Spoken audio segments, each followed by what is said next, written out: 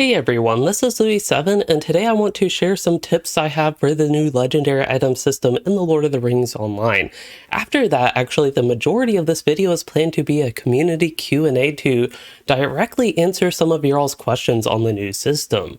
But first, we do have to start off with the tips, so let's go ahead and just jump into that. And the first tip I have is on the Heritage Runes and Legendary Item XP. I know I've said this many times before now, but I still see people are confused on why they are getting these, and that is because they will be used in the reward track come Gundabad. Exact details on how this reward track will work are not known at this point, but I will be sure to stay on top of that when we get some more info. But anyway, I did want to share that is definitely worth keeping Heritage Runes for the moment. The second tip I have is on how to get traceries and enhancement runes. So for landscape content, some quests seem to have tracery boxes, but I have not run into them that frequently actually. These boxes, at least all the ones I have gotten, have just given you a random tracery. Some book quests and even zone finale quests also have gold traceries in these, but it still seems inconsistent to me when quests reward traceries or not and what quality they will reward.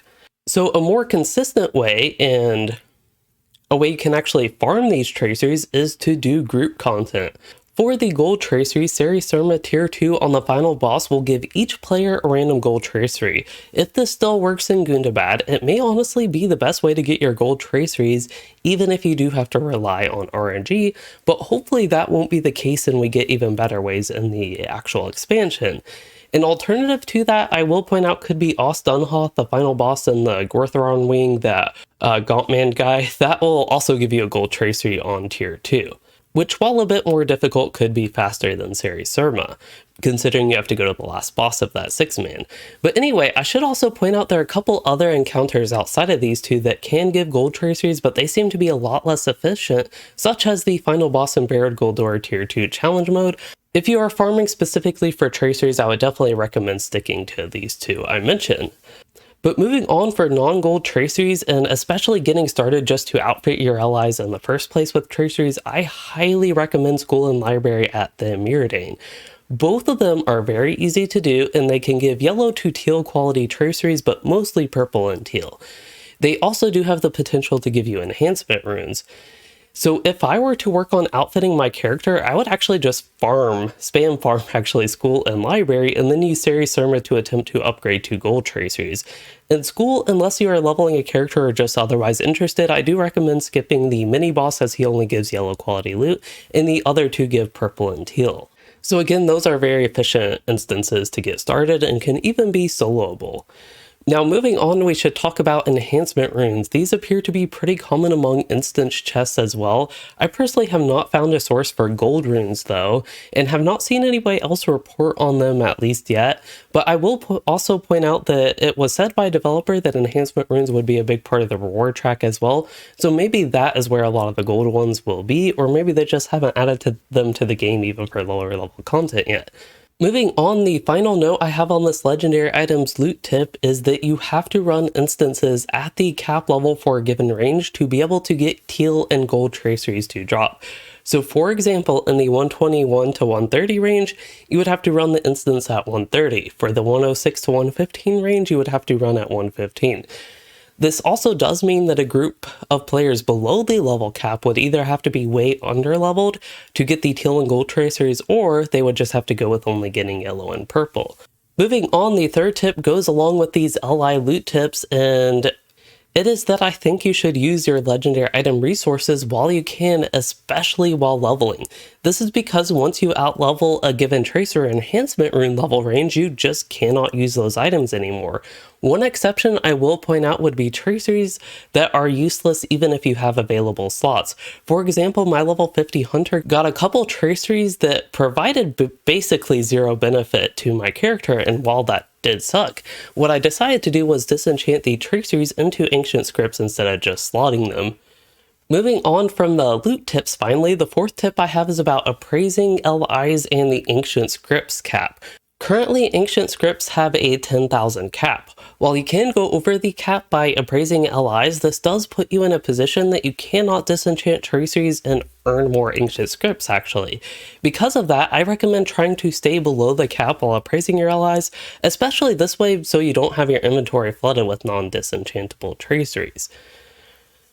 Continuing with the short tips for number 5, that is on missions rewards. So the LI rewards for the mission weeklies, they were updated for the new system, but I honestly don't really recommend actually selecting LI rewards as they just really don't seem to be worth it. Outside of LIs, unless you need the crafting reward, I actually love the character boost box because it gives an additional 1000 virtue XP and a small rep accelerator, so that's a sort of bonus tip for missions, at least the weeklies. Alright, the 6th tip I have is on role traceries, also known as word of power traceries in the game. These really give you the opportunity to build your character for what you want to do. But at the same time, there will often be more of these traceries that you want to use compared to what you can use. At level 130, you can have a total of 5 of these role traceries, and with that, something that players who run tougher content and are like more hardcore progression focused players, they may want to actually build multiple LIs for the same spec for specific different encounters to utilize the various role traceries as efficiently as possible. For example, some encounters you may benefit a lot from increased AoE damage, but that would maybe make you sacrifice something else beneficial, for example. Another encounter may be like only single target, in which case you may want to drop AoE traceries for something else. Now, both of these examples I have actually run into on my wardens, especially the level 115 one, because I have to be very selective on the role traceries I use. And while it would be very grindy, the whole point of this tip is that because to min-max, it is true that you would want multiple LIs for a single spec just for different encounters in various types of content. Now, personally, I'm not sure I quite recommend going to that extreme, but I know some players probably would want to. And I just did want to throw it out there. I personally don't plan on actually doing that though.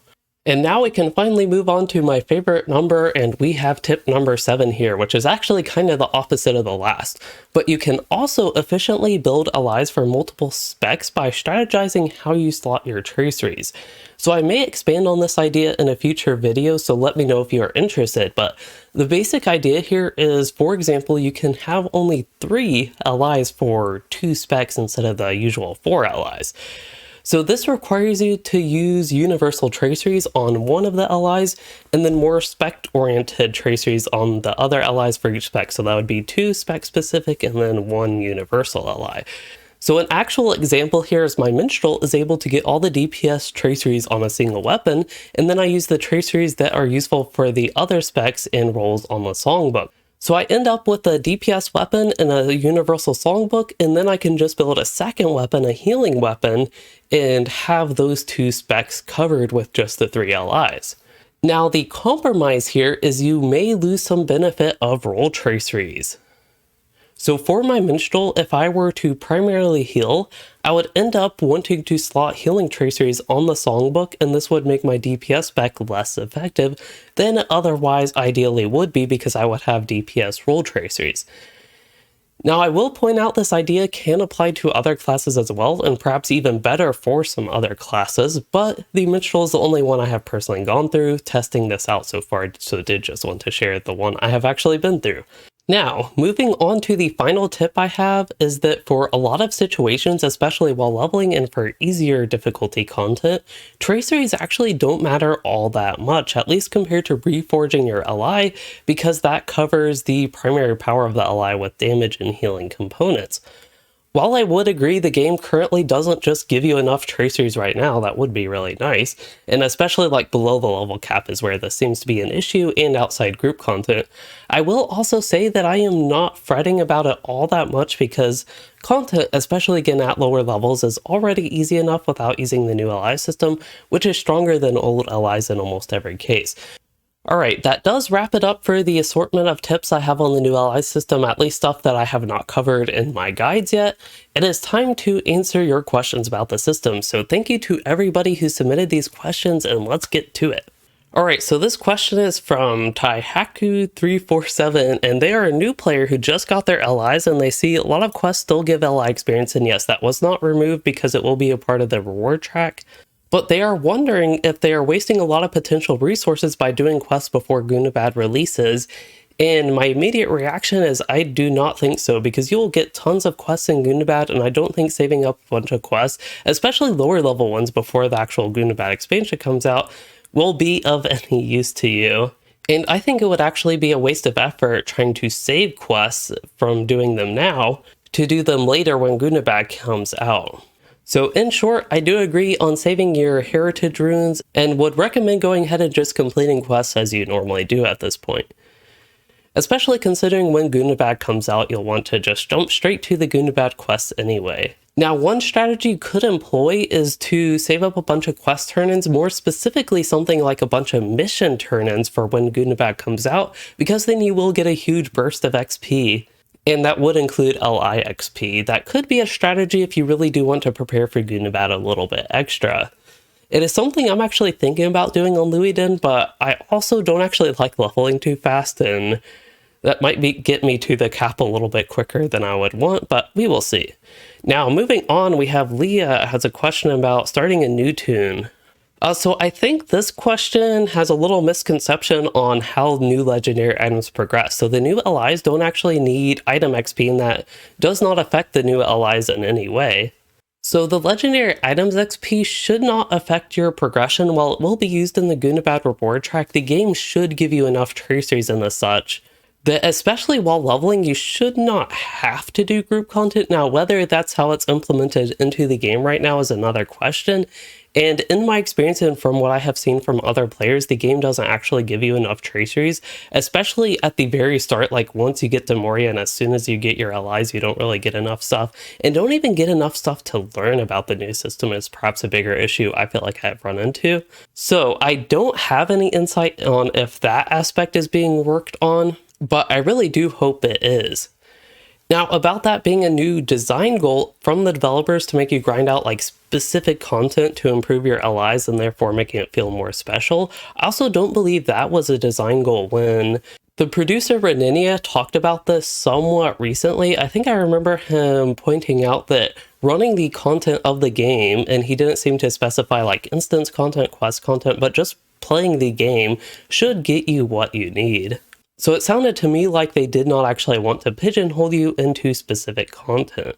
But yeah, I feel like that question, or my response at least, went all over the place, so I still do hope it was helpful, especially for new players and casual players. I will point you to my 2 LI guides if you have not seen them, because that might also answer some of those questions. Now, we do have another video on how non-veterans should approach LIs, as in when you don't have ancient scripts from appraising.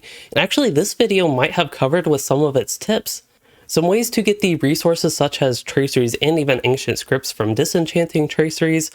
But in short, basically running group content, it seems like quest content is very inconsistent on if it actually gives you traceries or not. And yeah, running group content such as School and Library at the Myrdain, if you are able to solo it even, that would be a great way to get you started on your new LIs. Otherwise, I will point you to my second video, the one on building and upgrading LIs, my second guide. My second beginner's guide if you're looking for a more in-depth response on a little bit on how to do that. I had a section towards the end that could have easily been missed. And for the second part of the question, I definitely do not recommend waiting until late game and just using regular weapons in the meantime. The way the new LI system works is it is modular, so you just keep replacing stuff as you level up, and as I even covered in my last tip of this video, I would not fret about not having an LI fully kitted out while leveling, and just as you slowly get traceries, just slot them into LI and be sure to reforge every few levels. Moving on, Re-Ranger 21 did not have a question, but they did just want to share something. They did just have a tip of their own, and that is the Word of Crafts, which is going to be the stat/set traceries. The Ascendant ones do work, you just have to slot the exact same tracery 2 or 4 times, however many times, to get that set bonus. And they did point out they wanted to comment that in case I didn't cover. I know it's sometimes easy to miss specific parts of videos, but I did actually cover that in one of my videos. I think it was my part 2 of the beginner's guide. Since I'm referencing those so much, I will link them below in the description. But moving on, Eddie has a question about best instances to farm gold traceries. That would be Sari Surma tier 2, the last boss, or Os Dunhoth tier 2, the last boss, the Gortharan one. As far as the new LI currency goes, the only way to get ancient scripts is actually disenchanting traceries that you do not want. Moving on, Noxy has a question on the cracked traceries that you can barter. Those still don't drop in game. As far as I know, that is true, and I don't know when and where they will start dropping. Hopefully, actually, remember, I think it was Severlin, the executive producer, made a comment on this, that they wanted to see the economy rather of the new system and how people are getting traceries before they added this stuff into the game. So I don't know if Gundabad will start with this type of stuff available or exactly what will be going on with that. But hopefully we get some more information on that soon, especially like with Gundabad. Okay, so CA had kind of a long question here, and it looks like after the original one, they started diving a little bit more into the system. And they were talking about what happens when you go out of the level range of a tracery. So for example, the 50 to, or like 45 to 95 traceries, what happens when you get level 96? And I believe the traceries that had a maximum level of 95 would actually be, their effectiveness would be deactivated. Their effects, rather, would be deactivated. And ultimately, what would happen is you just need to replace those traceries. The idea of the new LI system is as your character levels up, you will get newer and higher level traceries that will just replace. You'll write over the old traceries and replace them. Again, covered the mechanics of that in my Part 2 Beginner's Guide. Now, I will also point out with this question that for that specific level range, there should be some level 86 to, I guess, 105 is what it would be, level 86 to 105 traceries that you would ideally get enough of those to replace all your 50 to 95 traceries with before you actually get to level 96 and they all become deactivated. At least ideally, if the game gives you enough traceries, even just like questing and leveling, ideally that would be the case at least. So as far as disenchanting old weapons from level 45, from level 45 to 95 to get some mats, which would be ancient scripts, if you do not need the items at all, you can definitely disenchant them to go ahead and get yourself some ancient scripts. Otherwise, again, it's just replacing the traceries as you level up and using enhancement runes while you can, as I covered in one of the tips, at least in the earlier part of this video. Alright, the last question here is from Brian, who is a channel member. Thank you for being a channel member and supporting the content. Other people can also become channel members too by clicking the join button somewhere around the video. But anyway, you're wondering how you level up the new LI. Well, I guess you don't level it up in the traditional way like the old LI system. More so, you have to reforge it every few levels, which it looks like this other person, who I'm really not sure how to pronounce that name, I know it came up earlier. But yes, you go to Rivendell and then the Hall of Traceries inside the Last Homely House. I covered that, I believe in both actually, Part 1 and Part 2 of my Beginner's Guide for more details on that. But I could definitely see there being some confusion because you're still getting item XP and heritage runes, which the function of those with the new system isn't actually implemented yet. And the leveling them up is actually by reforging, which increases the item level now.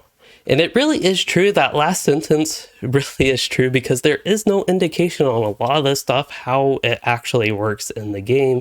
And they do a really bad job of telling you how the LI progresses, especially with reforging. And as I mentioned, or depending when the video's up, in one of my reviews coming up or recent released, actually talk about some issues with that.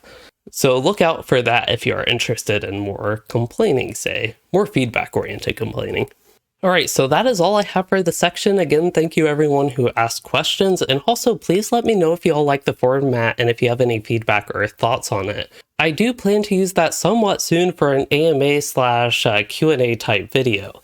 But anyway, that is it for this video, and I hope these tips and just my other LI guides help you all with the new system, especially as we get closer to Gundabad, which has come quite soon now. I also will point out that I plan to follow up this video with 2 LI videos. I already spoiled a little bit of this, but they're reviews of the new system as we do head into the expansion. And one will focus on my favorite part of the system, as well as the other one's going to be more focusing on improvements the system could use as we are headed into Gundabad. So anyway, stay tuned for those if you're interested, and otherwise, as far as this video goes, I hope you all enjoyed it and learned something useful, and if you did, please consider liking and subscribing for more, or becoming a channel member to support the content, and thanks for watching, everyone.